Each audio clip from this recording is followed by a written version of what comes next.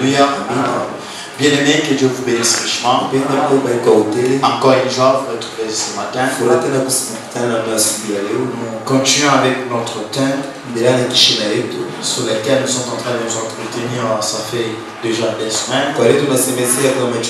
Aujourd'hui, ça sera le troisième dimanche, si je ne me trompe pas. Nous parlons sur l'église. Nous sommes en train de parler de l'église sous ses différentes formes. Je crois qu'avant de terminer avec cette série d'enseignements, nous aurons parlé de la mission de l'église, l'autorité de l'église, la position de l'église, l'espérance de l'église, la destinée finale de l'église. Et cela nous poussera à parler de quelques événements eschatologiques. Nous allons donner des détails sur l'enlèvement de l'église, la grande tribulation, les noces de l'agneau, le millénium, et les tribunaux de Christ, et aussi les jugements derniers. Et nous parlerons également de Gog et Magog. C'est une série d'enseignements qui va beaucoup nous bénir. Mais nous avons peu à peu. Au début, ici, nous sommes en train de poser des petites bases. Dans les petites notions qui sont aussi importantes. Nous n'avons pas encore commencé à toucher le côté prophétique de cet enseignement. Nous sommes en train de donner les informations claires, doctrinales, pour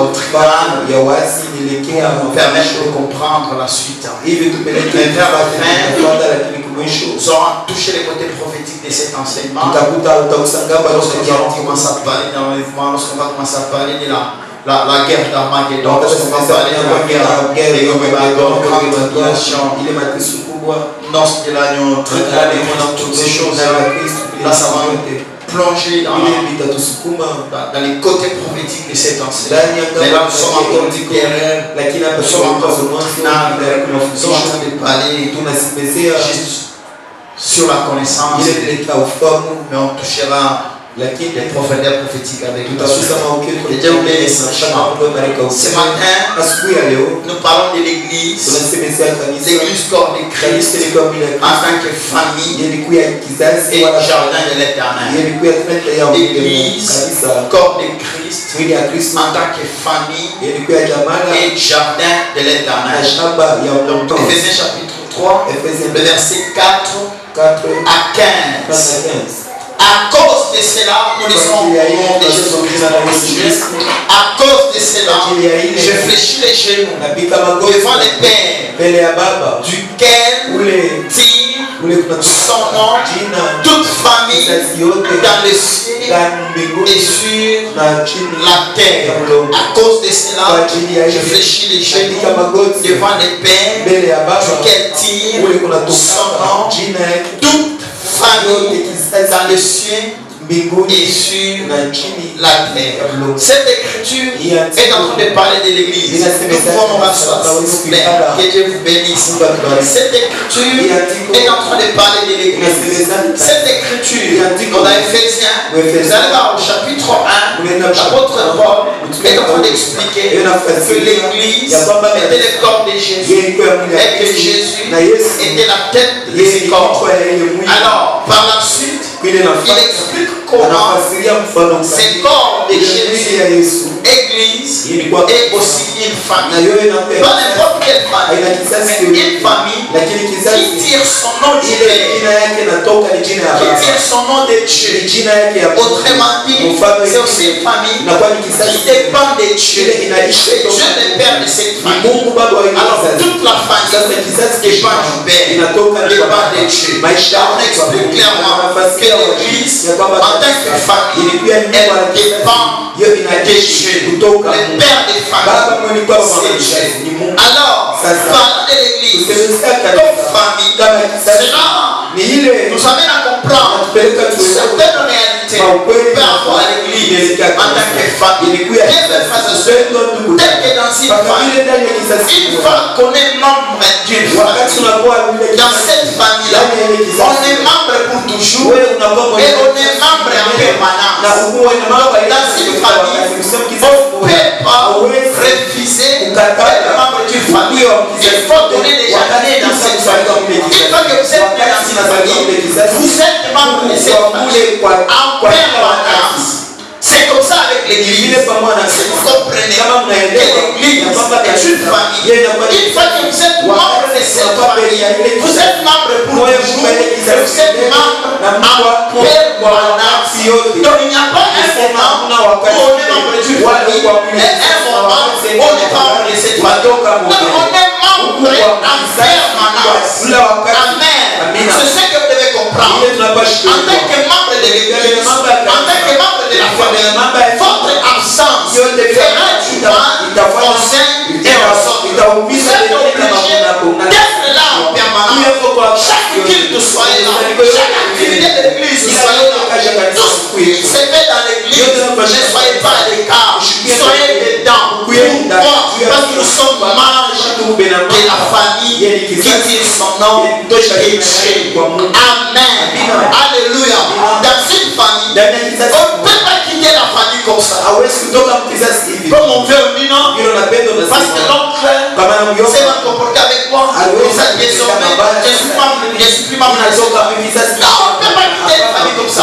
L'église aussi, c'est une famille. Et que vous êtes dans la famille qui est église, vous ne pouvez pas quitter cette famille. Vous ne pouvez pas quitter. Parce qu'il y a un malentendu. Parce qu'il y a une incompréhension. Non, ça c'est être enfant. Ça ce n'est pas comprendre les choses.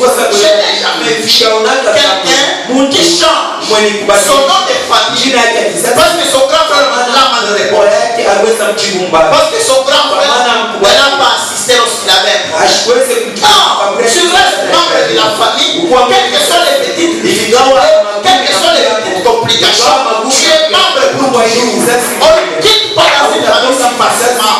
C'est comme ça même dans l'église. Si vous êtes membre d'une église, vous ne pouvez pas quitter cette église comme ça. Au moins si vous comprenez pas les choses. Mais si vous comprenez les choses, je vous dis frère, vous ne pouvez jamais quitter l'église si facilement. C'est déjà ta famille. Comment tu peux abandonner ta famille? Comment tu peux quitter ta famille? Comment tu peux changer de nom de famille parce qu'il y a un problème avec ta au grand frère, au cousin? Non. Dans la famille, tous, nous sommes membres et personne n'a les droits de s'insérer de la famille comme il veut. Dans la famille, bien aimés frères et sœurs, on s'appartient les uns les autres. Dans la famille, on s'appartient les uns les autres. Dans la famille, il n'y a personne qui dira non, ce sont mes affaires. Ça me concerne. Non, un problème qui te touche dans la famille touche tout le reste du membre de la famille. C'est pourquoi on s'appartient les uns les autres. C'est pourquoi on se surveille les uns les autres. C'est pourquoi on se reproche les uns les autres. Non.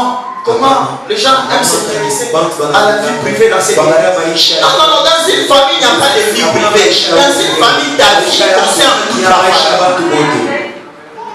Est-ce que je parle? Amen. Alléluia. Est-ce que je parle? Est-ce que vous êtes conscient que nous sommes une famille? Mon Dieu, est-ce que vous êtes conscient que nous sommes une famille? Est-ce que vous êtes conscient que ton problème est notre problème? Est-ce que vous êtes conscient que ta joie est notre joie? Ta réussite est notre réussite. Ton succès est notre succès. Ta bénédiction est notre bénédiction. Est-ce que vous êtes conscient de ça? Alors, permets-nous d'éjecter ce qui se passe dans ta vie. Permets-nous de te dire clairement ce que tu commences à faire. Ce n'est pas bien. Reviens dans les champs. Permets-nous. Parce que ton malheur vous concerne. Également aussi, ta joie, ta bénédiction. Est-ce que vous êtes là? Amen. Est-ce que vous êtes là? Est-ce que vous comprenez? C'est clair? C'est clair. Nous sommes ivres. Nous sommes ivres. Au-delà d'être une famille, nous sommes également un jardin de Dieu. Amen. Alors, quelques vérités sur l'église. Comme famille, est comme jamais les jours. Quelques vérités sont écrites comme famille est comme jardin. La première vérité sur l'église en tant que famille.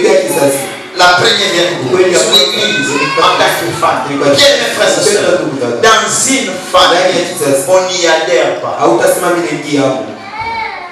Amen. On n'adhère pas dans cette famille. Donc tu dis seulement bon, à partir d'aujourd'hui, j'ai les aussi membres de cette famille. Dans une famille, on n'y adhère pas. Ah, ça vous choque? Non, je vous dis c'est vrai. Il n'y a que deux façons. Il n'y a que deux fois par lesquelles on peut faire membre de Dieu. Deux fois. La première fois, c'est par la naissance. Et la deuxième fois, c'est par l'adoption. Hormis ces deux fois, il n'y a pas une autre façon qui peut te permettre d'être membre d'une famille. Pas par l'adhésion. Dans une famille, soit on y naît, soit on y est adopté. Alors, Église, corps de Christ, en tant que famille, on ne peut pas aussi adhérer dans une église. Non, on n'adhère pas dans une église. L'église, corps de Christ, l'église, famille de Dieu, l'église, jardin de la Jardin. Dans cette église-là, on ne peut pas y adhérer. Dans cette église-là, il faut y être. Ou soit, il faut y être adopté. Il n'y a que ces deux moyens qui nous permettent de devenir membres d'une famille. Il n'y a que ces deux moyens qui nous permettent de devenir membres d'une église. Je vous dis, frère, comment ça se passe? Regardez, église en tant que famille, église en tant que chanteur de l'Éternel. Lorsque nous lisons Jean chapitre 3, lorsque nous lisons Jean chapitre 3, pour gagner du temps, nous allons prendre juste le verset 3 et 6. Cette histoire, c'est Nicodème qui est parti vers Jésus. Il arrive auprès de Jésus. Il commence à donner des éloges à Jésus. Il commence à dire à Jésus comment Jésus était le docteur, qui était venu de Dieu. Comment personne ne pouvait faire le miracle que Jésus était en train de faire si Dieu n'était pas avec lui. Bien mes frères et sœurs, cette parole était alléchante, était touchante. Mais Jésus ne s'est pas laissé bercer par ce parole. Mais il va dire à Nicodème, en vérité, je te le dis, si un homme n'est né de nouveau, il ne peut voir le royaume de Dieu. Nicodème, tu es en train de me donner des éloges, c'est bien. Tu es en train de me vanter, c'est bien. Tu reconnais que je suis un homme de Dieu, tu reconnais que je suis docteur, tu reconnais que je fais des miracles par Dieu, c'est bien Nicodème. Mais tu dois savoir une chose, Nicodème, si un homme n'est né de nouveau, il ne peut entrer dans le royaume de Dieu. Tu peux être dans cette église. Tu dis, oh, j'aime cette église. On prêche la parole. J'aime cette église. Il y a la vérité. J'aime cette église. Les gens sont courtois. Les pasteurs sont simples. Le pasteur est ceci. C'est bien. Mais on ne peut pas faire partie de la famille de Dieu sans la nouvelle naissance. On ne peut pas devenir membre d'une église sans la nouvelle naissance. Pour être membre de l'église, pour être membre de la famille de Dieu, pour être membre du royaume de Dieu, il faut naître de nouveau. Lorsque Jésus dit ça à Nicodème n'a pas compris. Nicodème va dire à Jésus, comment un homme peut-il naître quand il est vieux? Peut-il rentrer dans le sein de sa mère et naître?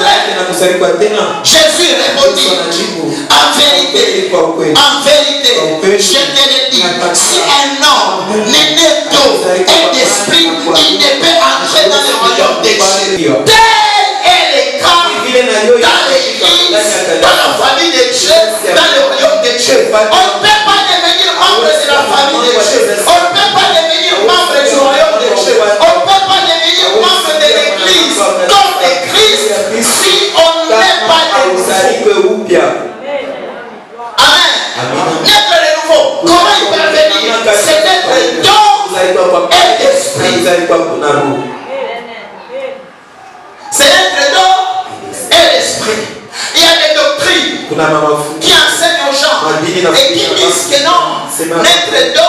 C'est l'être de la parole. Merci pour cette anticipation. Merci. Mais vous devez comprendre une chose. Que l'être de la parole seulement ne suffit pas. Vous devez comprendre cette vérité-là. Parce que dans la Bible, s'il utilise les symbolismes pour expliquer que l'or, c'est la parole, je n'en conviens pas. Je suis d'accord. Parce que dans la Bible, il y a des séquences dans lesquelles l'or symbolise véritablement la parole, mais il y a aussi des séquences où l'or est l'eau.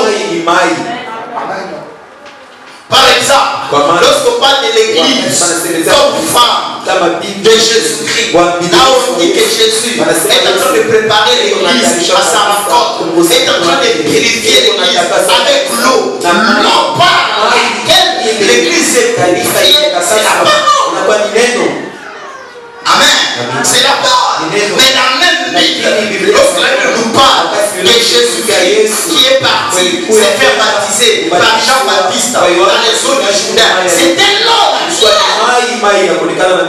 D'ailleurs, le verbe baptiser lui-même, qui vient du grec baptiser, veut dire être plongé dans, être émergé dans. Nous l'avons vu avec le Seigneur Jésus, il était baptisé dans les eaux du Jourdain.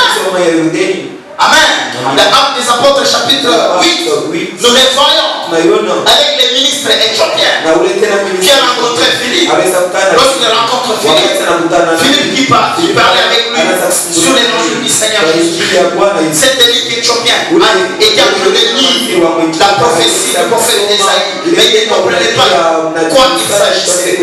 Alors Philippe a commencé à expliquer à l'élite éthiopien de quoi il s'agissait. Pendant qu'il parlait du royaume, c'est les actes des apôtres chapitre 8, vous allez voir. La Bible dit qu'ils s'entretenaient sous le royaume de Dieu. Pendant qu'ils s'entretenaient sous le royaume de Dieu, chemin faisant, l'unique éthiopien, c'est l'unique éthiopien qui a posé la question à Philippe. Voici non, qu'est-ce qui empêche que je sois baptisé? Mais il parlait du royaume. Mais pourquoi l'unique éthiopien dit voici non?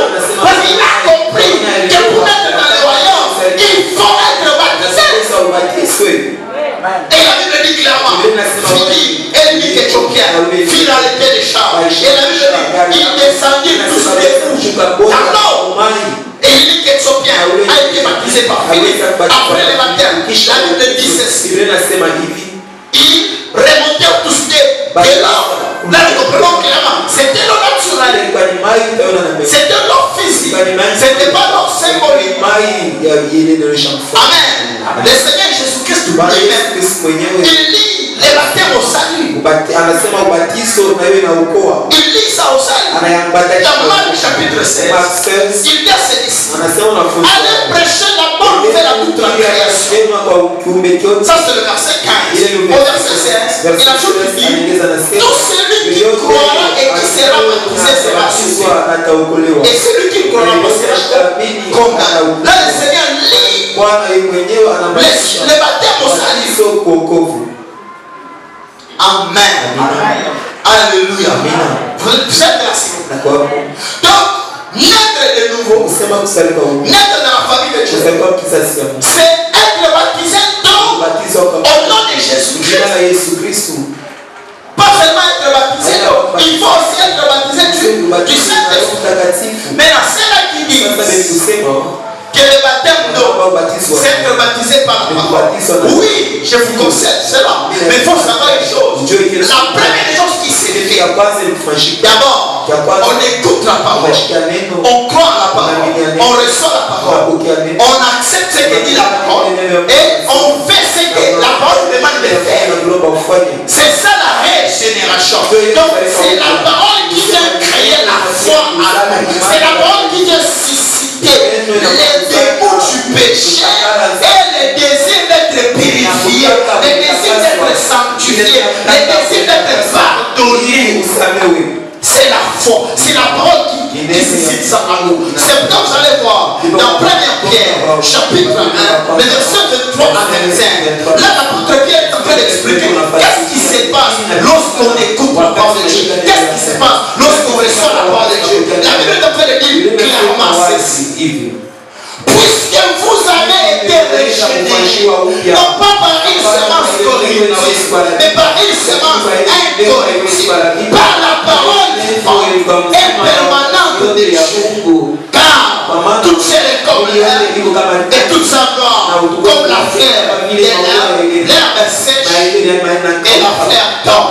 Mais la parole du Seigneur demeure éternellement. Et cette parole est celle qui nous a été annoncée par l'évangile. C'est la parole qui nous engendre. C'est la parole qui nous régénère. Lorsque nous écoutons la parole suscite en nous la foi. Cette foi nous amène à être identifiés en Jésus.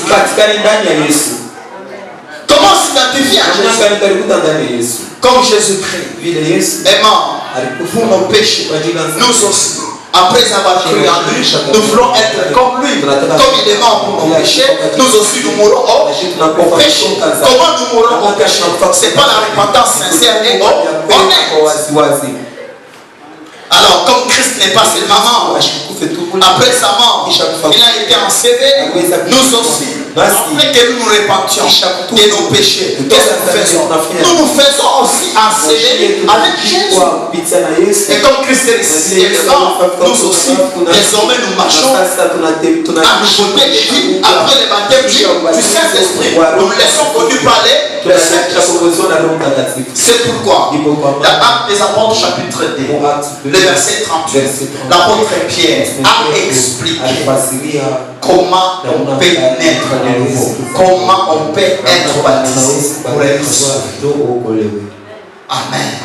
Dans Actes 2, chapitre 2, le verset 38, Pierre est en train de dire: répentez-vous et que chacun de vous soit baptisé au nom de Jésus-Christ pour les pardons de vos péchés et vous recevrez les dons du Saint-Esprit.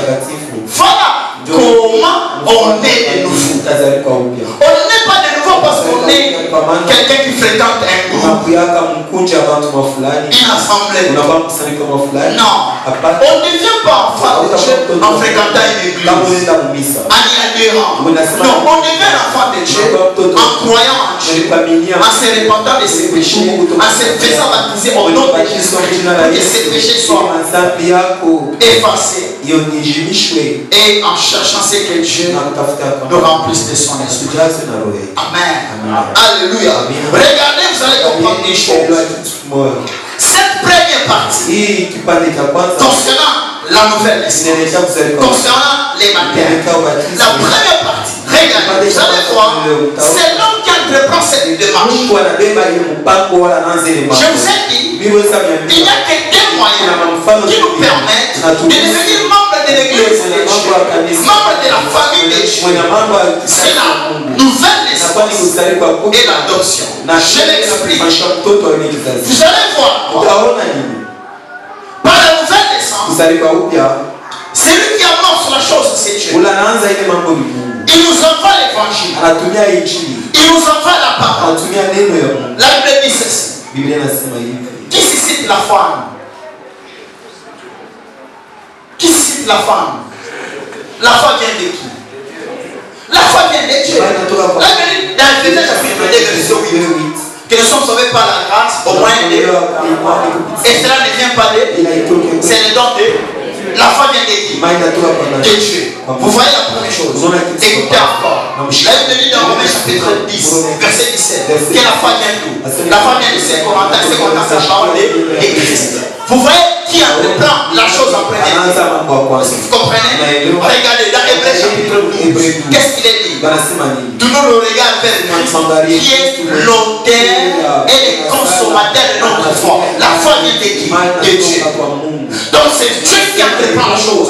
Lorsqu'il nous envoie l'évangile, c'est une semence que Dieu place en nous. C'est ça être généré par la parole. C'est la semence que Dieu dépose en nous. C'est cette semence, cette vie de Dieu que Dieu envoie en nous, qui vient donner les désirs de suivre Dieu, qui vient donner les dégoûts du péché, les dégoûts du monde. Et c'est cette semence qui nous pousse à nous détourner du mal et se tourner vers Dieu pour refuser le mal, pour refuser le péché et vivre désormais selon Dieu. C'est ça la repentance. Vous voyez? Dieu a mis la semence et l'homme a réagi. Mais lorsque l'homme réagit, l'homme accepte de se repentir. L'homme accepte d'être baptisé. Vous voyez? Alors, lorsque l'homme se répand et accepte d'être baptisé au nom de Jésus pour la rémission de ses péchés, lorsqu'il se répand, une chose se passe. Ses péchés sont pardonnés. Mais lorsqu'il est baptisé dans l'eau au nom de Jésus, là les péchés sont effacés. Vous voyez? C'est clair. Mais là, ça ne s'arrête pas là. Là, c'est ça la naissance. Mais la naissance, ça ne suffit pas. Écoutez-moi, cher. Il n'y a que des voies qui nous permettent d'entrer dans le royaume. La naissance, ça ne suffit pas. Il faut maintenant l'adoption. Il faut maintenant l'adoption. L'adoption, là, c'est les pères des familles qui t'acceptent, qui t'agréent, qui te déclarent désormais son fils. C'est ce que Dieu fait. Une fois que toi tu as cru, une fois que toi tu t'es repenti, une fois que toi tu es baptisé d'eau au nom de Jésus-Christ, il efface tes péchés. Maintenant, pour t'accepter, il te scelle de son esprit, il te remplit de ton esprit. C'est l'esprit d'adoption. C'est cet esprit qui vient confirmer que Dieu vient de nous accepter dans sa famille. Nous sommes maintenant désormais enfants de Dieu. C'est le Saint-Esprit qui vient confirmer que nous sommes maintenant enfants de Dieu. Alléluia. Voilà pourquoi Pierre n'a pas refusé que ceux qu'on croyait être les païens dans la maison de Corneille, qui étaient remplis du Saint-Esprit, qui parlaient aussi à l'âme. Pierre n'a pas pu résister à les baptiser au nom de Jésus. Pierre a dit, peut-on refuser l'eau du baptême à ceux-là qui ont reçu le Saint-Esprit aussi bien que nous? Donc Pierre s'est senti obligé de les baptiser au nom de Jésus parce que Dieu les avait déjà adoptés. Amen.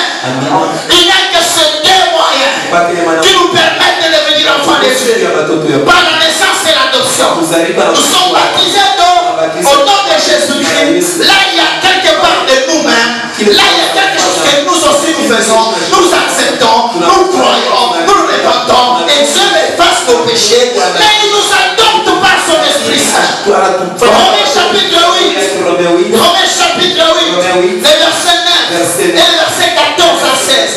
Écoutez ce que la Bible dit. Romains chapitre 8. Si quelqu'un n'a pas l'esprit de Christ, il n'appartient pas.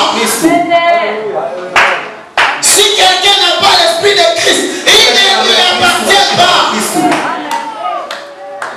Sachant, ça fait mal. Nous ici, ça fait longtemps. Tu es notre ami, tu es notre connaissance. C'est bien. Mais pour être enfant de Dieu, pour appartenir à la famille de Dieu, tu dois être rempli du Saint-Esprit. C'est l'esprit d'adoption qui vient confirmer que tu es enfant de Dieu. La Bible ajoute, la Bible dit, car tous ceux qui sont conduits par l'Esprit de Dieu sont fils. Et vous n'avez point reçu un esprit d'esclavagisme, un esprit de servitude.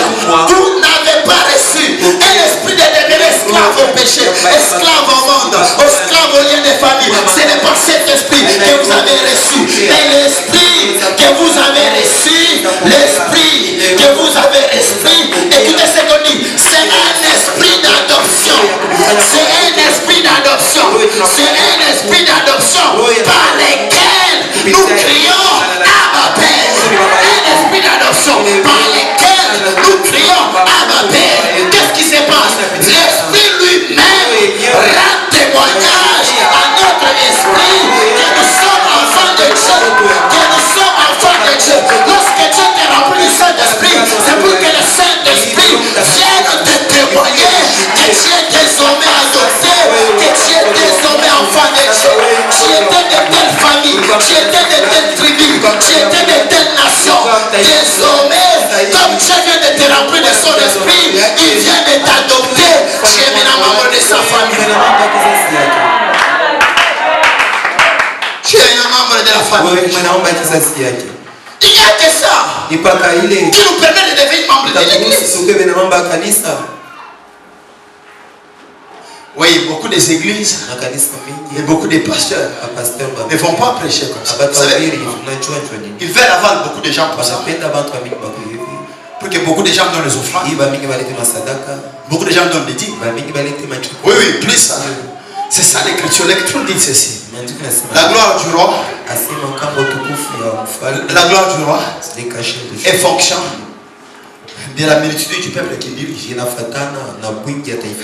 C'est la Bible qui dit ça.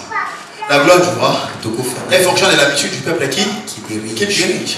Plus on a beaucoup de fidèles, plus on aura beaucoup de offrandes, plus on aura beaucoup de dîmes. Et c'est que beaucoup des hommes aiment. Mais bien mes frères et sœurs, si je veux vous aimer, c'est seulement pour vos offrandes. Si je vais vous aimer, c'est seulement pour vos dîmes, je serai malheureux. Parce que les dîmes et les offrandes et tout ce que nous pouvons acheter avec s'arrêteront ici un jour. S'arrêteront ici un jour. Mais ceux-là qui seront nés de nouveau, ceux-là qui recevront l'esprit d'adoption, iront jusqu'à l'éternité.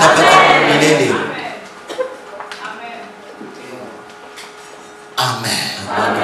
Je dois faire mon possible pour amener beaucoup ici à être prêt pour l'enlèvement.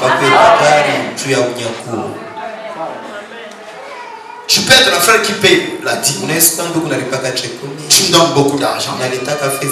Peut-être la veste que c'est forte, c'est toi qui m'as acheté. Mais si tu n'es pas rempli du Saint-Esprit, après l'enlèvement, tu vas rester, moi je vais partir. Maintenant les bienfaits que tu faisais là, ça va servir à quoi? Tu m'as acheté la veste, tu donnais l'argent, tu payes pour moi le loyer, mais après l'enlèvement tu restes. Ça va servir à quoi? Ça t'a servi seulement à multiplier ton argent ici-bas. Parce que c'est ça, plus tu offres, plus tu payes la dîme, plus tu donnes l'argent à l'église, plus tu es béni aussi financièrement. C'est ça. Donc ça t'a servi seulement à avoir beaucoup d'argent dans ce monde, à avoir des véhicules, à avoir des maisons, mais les jours de l'enlèvement tu ne parles pas. Je serais un mauvais pasteur si je ne t'aide pas à aller au ciel. Je serais un mauvais pasteur si je ne t'aide pas à être prêt pour l'enlèvement. Bien mes frères et sœurs, je dis vrai, le seul moyen de devenir un enfant de Dieu, c'est de naître de nouveau. Le seul moyen de devenir membre d'une église, c'est de naître de nouveau. Vous pouvez être participant à nos cultes, mais vous n'êtes pas membre de l'église de Jésus. Ah, ça choque. Lorsque nous comptons, nous disons, oh, nous sommes 353, oh, nous sommes 350. Merci. Mais les 350, qui sont nés de nouveau? Non, aujourd'hui, nous étions combien? À 320. Ah, aujourd'hui, nous étions combien? 350. Ah, bien. Ah, il faut continuer à visiter. Il faut continuer à évangéliser. Maintenant, dans les 300 là, qui sont nés de nouveau? Dieu merci. Dieu merci. Dieu merci. Le mercredi, la nuit, 6 personnes étaient en tout ça.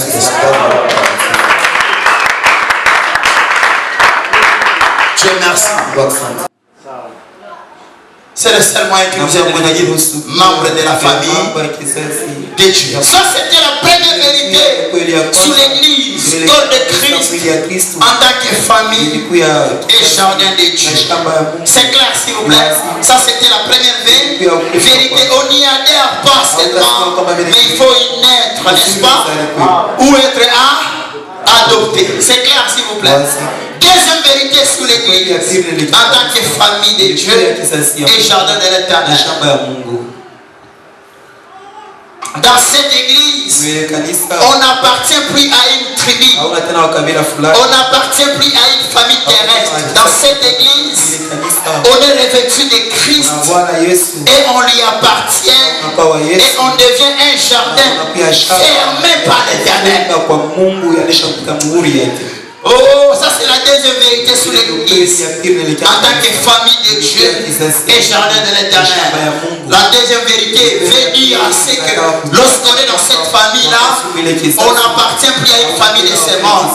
Lorsqu'on est dans cette famille-là, on a revêtu Christ. Lorsqu'on est dans cette famille-là, on appartient à Christ et on est devenu un jardin fermé, un jardin scellé.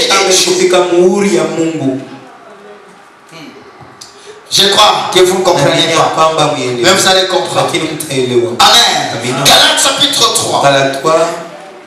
Galates chapitre 3, le verset 26 à 29. Galates chapitre 3, le verset 26 à 29. Bien aimé, regarde. Car vous êtes tous fils de Dieu par la foi en qui? Comment on devient fils de Dieu? Par la foi en un prophète. Bien aimé, écoute-moi bien. Si tu crois en un prophète, quelle que soit sa taille, quelle que soit sa renommée, quel que soit le miracle qu'il aura fait, tu ne deviens pas enfant de Dieu par le message d'un prophète. C'est pas quelqu'un. Tu ne deviendras même pas un enfant de Dieu parce que tu crois en moi. Non. Tu ne deviendras pas un enfant de Dieu parce que tu crois dans une église. Non. Tu ne deviendras pas un enfant de Dieu parce que tu crois dans un message. Non. Tu deviens un enfant de Dieu si tu crois en Jésus-Christ. Pas un autre prophète. Il n'y en a pas de prophète qui mène au salut à part Jésus-Christ. Il a dit, je suis le chemin, la vérité et Amen. Il n'a pas dit, je suis un chemin. Il n'a pas dit, je suis l'un des chemins. Il est l'un pour dire, il n'y a pas un autre chemin. Il n'y a pas un autre. Car vous êtes tous fils de Dieu par la foi en. Par la foi en qui? La foi dans un message quelconque, la foi dans un prophète, la foi dans une religion, la foi dans une église. Même si tu as la foi dans cette église, tu ne seras pas sauvé. Pour être sauvé, il faut avoir la foi en Jésus-Christ. Oh, Raft, à UPC, on ne devient pas enfant de Dieu parce qu'on est membre de UPC ou membre de Raft ou de PIT, mais on devient enfant de Dieu parce qu'on a la foi en Jésus-Christ. C'est clair, s'il vous plaît. Lorsqu'on est revêtu de Christ, ça veut dire qu'il n'y a plus ni juif ni grec. Ça veut dire quoi? Lorsqu'on est né de nouveau, lorsqu'on est devenu enfant de Dieu, on n'est plus juif, on n'est plus grec, on n'est plus Louba du Kassai, on n'est plus Louba du Kataka, on n'est plus Emma, on n'est plus Moumala, on n'est plus Moussakata, on n'est plus Lokele, on n'est plus, je ne sais pas, Roux, Bemba ou quoi. Après la nouvelle naissance, on cesse d'appartenir à la famille des rêves, on appartient maintenant à la famille des dieux. C'est pourquoi dans une église véritable, il n'y a pas de tribalisme. Dans une église véritable, il n'y a pas de tribalisme. Tu viens de quelle famille? Il parle quelle langue? Non, dans l'église de Dieu, c'est un amalgame. Oh, je dis c'est un amalgame. Il y a Bangala, il y a Bakongo, il y a Baluba, il y a Batetela, il y a Bateke, il y a les Rundi, il y a les Choko, il y a les Sama. C'est un amalgame. Et la Bible dit, il a fait de plusieurs un seul peuple, une seule nation, un seul peuple, une seule nation. Amen.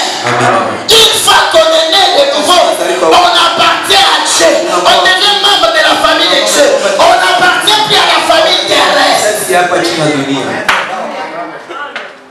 J'ai beaucoup aimé l'illustration que Frère Romain était en train de donner pendant qu'il modèle. J'ai beaucoup aimé. Bien les frères et sœurs. Et les lions. Et les lions. Et l'agneau qui était dans l'arche. Les lions ne pouvaient pas manger l'agneau. Amen. Amen. l'arche, on a tous la même couleur. Dans l'arche, on a une seule tribu. Nous mangeons ce que l'arche nous présente comme nourriture. Nous mangeons ce que l'arche nous présente comme nourriture. Nous ne mangeons pas ce qu'on mangeait dehors. Parce qu'on n'a plus le temps d'aller chercher la nourriture. C'est Noé qui nous fait nourrir. Le véritable Noé, c'est le Saint-Esprit dans l'église. C'est le Saint-Esprit qui nous nourrit. Vous savez pourquoi? Noé veut dire consolateur. Oh, Jésus a dit, je vous laisserai notre consolateur. C'est le Saint-Esprit, le véritable consolateur, qui nous nourrit dans l'arche. Si l'arche c'est l'église, alors c'est le Saint-Esprit qui est notre pasteur, qui est notre père nourricier. Saint-Esprit de Montagne, Sarabiso. C'est le Saint-Esprit. Saint-Esprit dans ses papas ont préparé l'église pour l'enseignement. Pas un pasteur, pas un prophète, pas un message. C'est le Saint-Esprit qui prépare l'église au retour de Christ. C'est pourquoi dans Proverbe chapitre 22 on dit l'esprit et l'épouse disent viens. Pas un prophète, pas un pasteur qui dit viens. Non, c'est l'esprit et l'épouse qui disent viens. Regardez, regardez, regardez. Avec les vierges folles, avec les vierges folles, regardez, tous étaient endormis. Mais il y avait une foi qui ne dormait pas. Il y avait une foi qui veillait. C'est cette foi qui a dit réveillez-vous, allons à la rencontre de l'épouse. C'est le Saint-Esprit qui ne dort pas. C'est le Saint-Esprit qui ne meurt pas. C'est le Saint-Esprit qui nous prépare le retour de Jésus. C'est le Saint-Esprit qui nous alertera, qui nous dira réveillez-vous, le Seigneur est là. Amen. Amen. C'est clair. C'est clair. Peut-être les jours viendront. Je vais bien expliquer ce qui s'est passé avec Job. Regardez, regardez. On vient de donner à Job les différents messages. Qu'est-ce qu'on lui disait? Tes enfants et tes biens, tes brebis, tous sont morts. Je suis sorti seul. Je suis venu t'annoncer le message. Regardez, le premier messager a dit ça. Le deuxième messager a dit ça. Le troisième a dit ça. Tous les messagers qui sont venus, le premier, le deuxième, le troisième a dit tous sont morts. Je suis resté le seul. Tous sont morts. Je suis resté le seul. Pourquoi? Parce que si vous regardez bien, lorsqu'il dit ils étaient tous dans la maison, ils mangeaient, ils fêtaient. Mais lorsque la catastrophe arrive, tous meurent, sauf un seul. Alors qui ne meurt pas? Parce que tout le monde doit mourir. Qui ne meurt pas? Tout le monde doit mourir. Le seul là, c'est celui-là qui a pris la chair mère. Il est entré aussi dans la maison.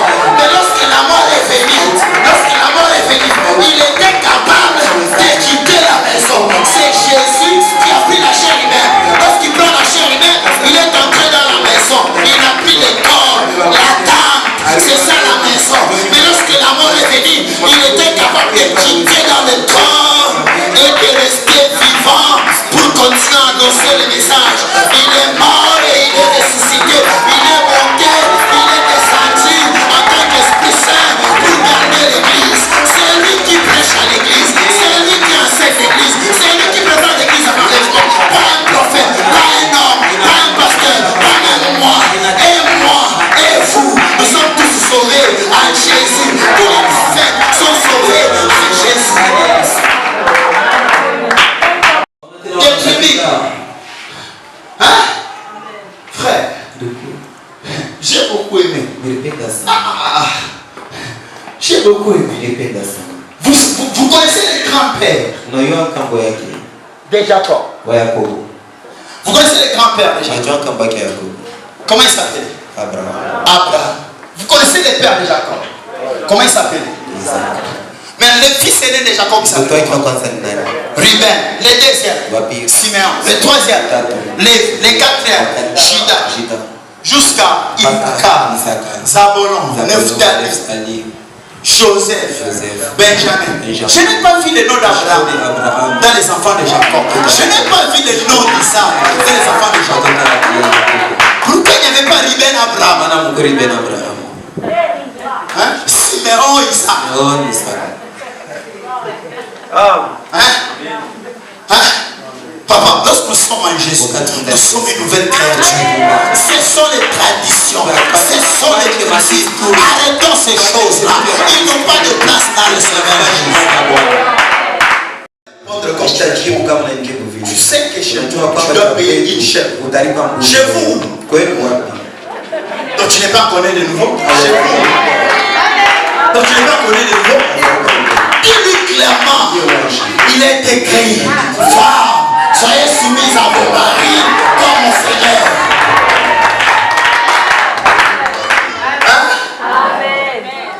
Et la Bible dit, lorsque vous le faites, ce n'est pas à vos maris que vous obéissez, mais c'est au Seigneur que vous obéissez.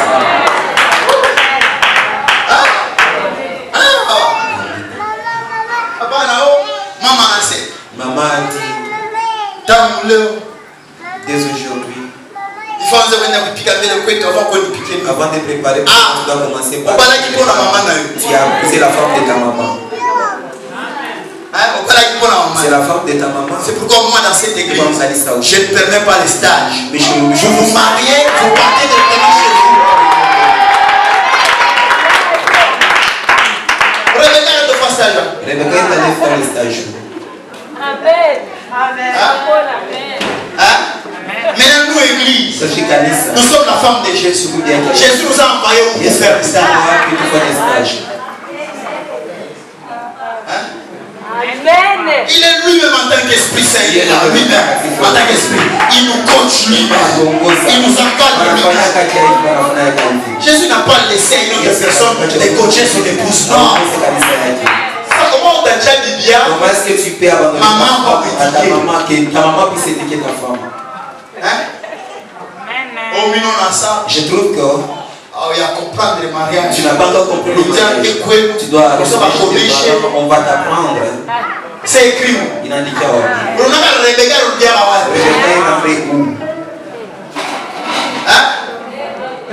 qui empêche tout le monde dans ta famille biologique à vivre heureux. Ces choses n'ont plus de pouvoir sur toi. Toi tu n'es plus de cette famille-là. Toi tu es maintenant de la famille de Dieu. Pour preuve, dans ma famille biologique, d'où je suis venu moi, je n'ai jamais vu un pasteur. Je suis le premier pasteur.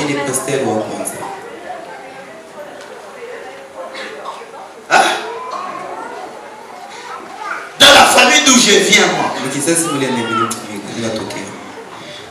je vous dis vrai, je n'ai jamais vu un pasteur.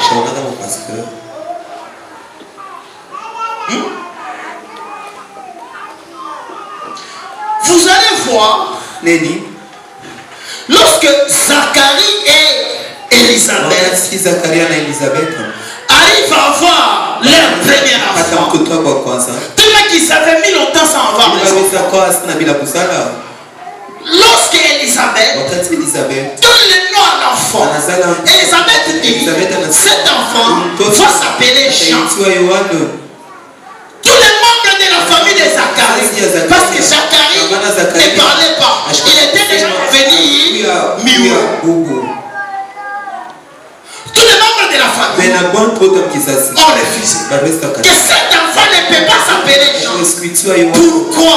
Nous n'avons personne dans la famille qui s'appelle Jean. Cet enfant doit s'appeler Zacharie. Elisabeth dit non. C'est Dieu qui nous a donné cet enfant. Et le Dieu qui nous a donné cet enfant, il nous a dit que cet enfant s'appellera Jean. Mais la famille dit non. Même dans notre entourage, même dans votre famille, il n'a jamais eu quelqu'un qui s'est nommé Jean.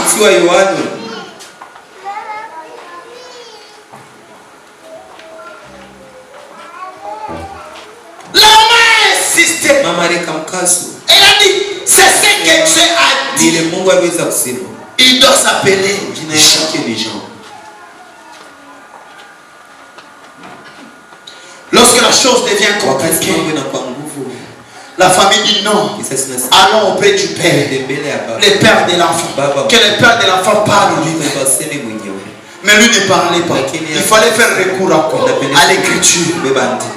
Mais lorsqu'on regarde ce que le Père avait, c'était Jean. Et tout le monde a compris. L'enfant s'appelait Jean. Oh, Zacharie veut dire souvenir du Père. Jean veut dire bonté de Dieu. Pour dire quoi? La famille aimerait te garder dans les souvenirs du Père. La famille aimerait que tu restes dans les souvenirs des pères. Si les pères ont échoué, que tu échoues aussi.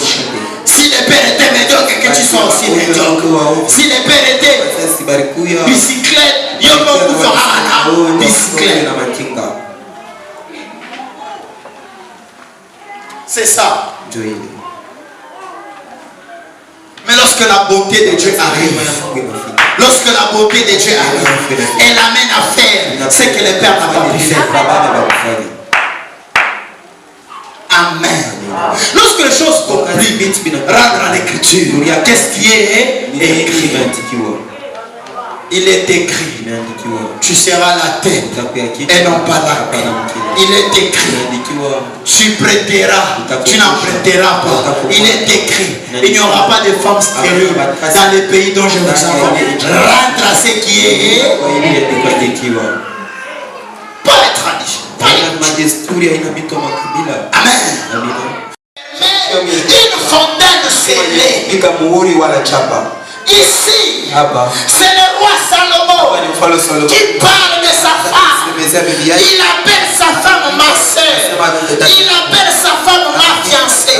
Il dit à sa femme, tu as un jardin fermé, tu as une source fermée, tu as une fontaine scellée.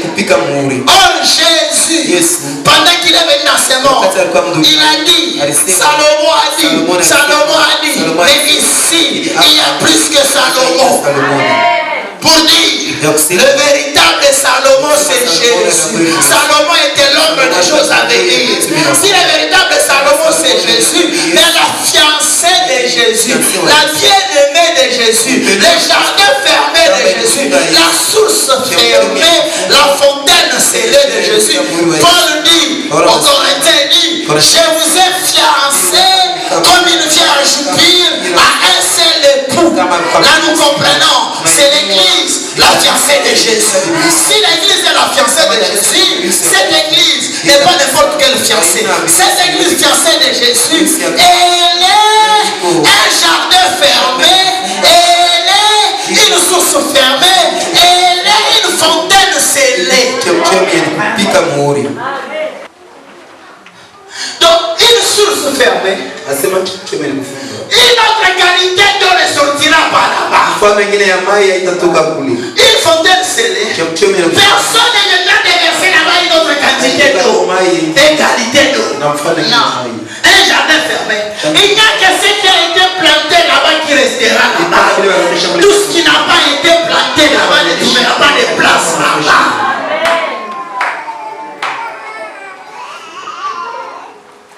Bon, si tu es le jardin de Dieu, si tu es le jardin de Dieu,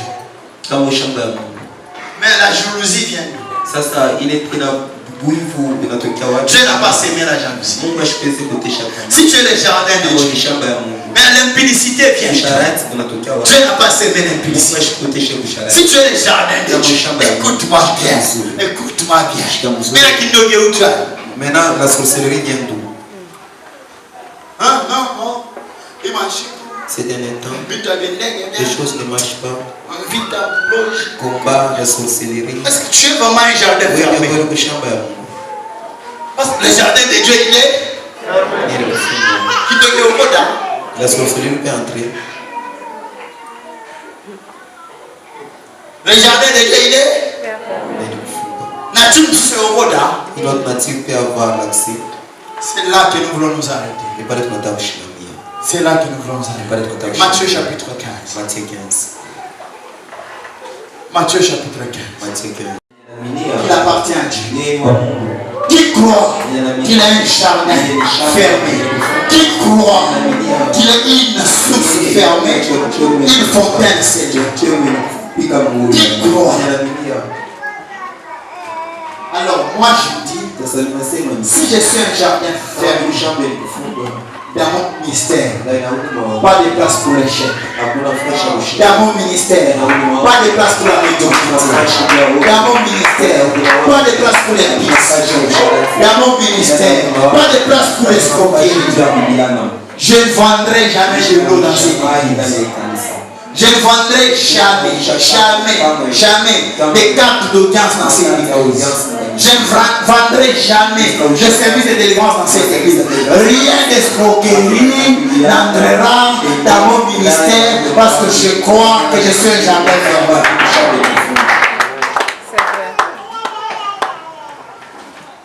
En tant que jardin fermé, je me dis, tout ce qui n'est pas de Dieu n'a pas de place dans ma vie, n'a pas de place dans ma famille, n'a pas de place dans la vie de mes enfants, n'a pas de place dans mes business, n'a pas de place dans mes affaires, n'a pas de place dans tout ce que je fais quand je travaille.